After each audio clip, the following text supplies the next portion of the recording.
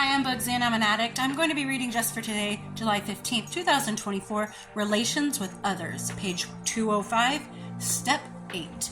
We made a list of all the persons we had harmed and became willing to make amends to them all. All human beings struggle with self-centeredness. The chronic self-centeredness that lies at the very core of addiction makes that struggle doubly difficult for people like us.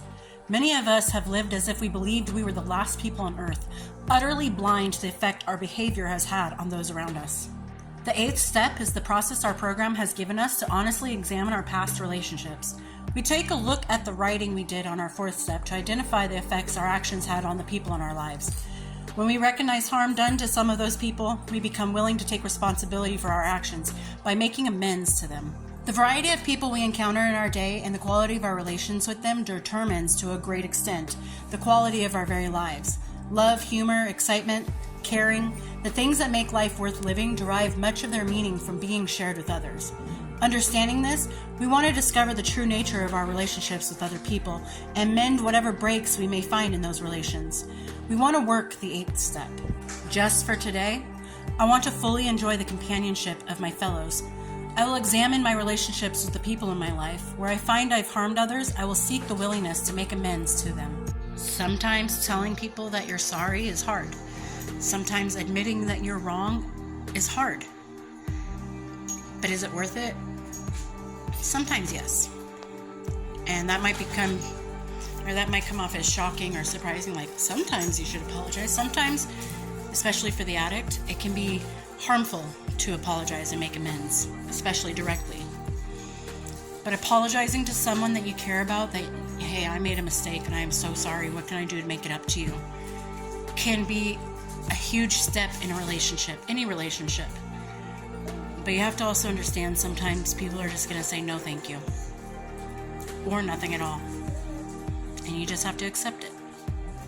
Well, we all make mistakes.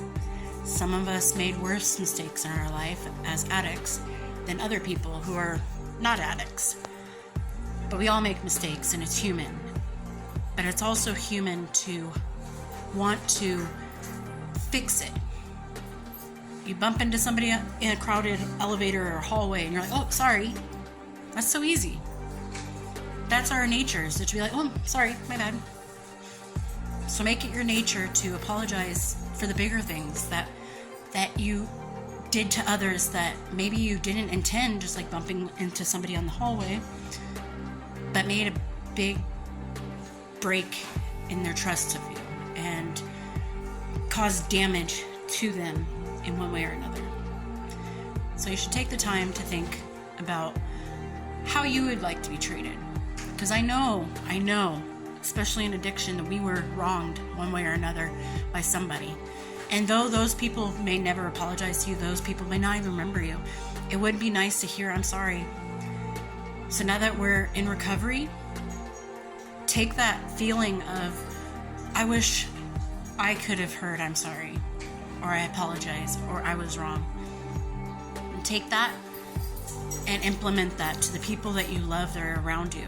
And know that they loved me and I hurt them.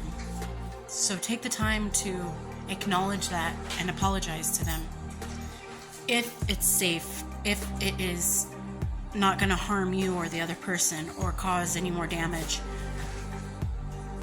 But if it feels like something that you can do safely, do it. If it's something that you have to do indirectly, think of a way to do that where it can't hurt the other person or it won't hurt the other person. And at the end of the day, I hope everyone's doing well out there, and I'll talk to you later. Bye.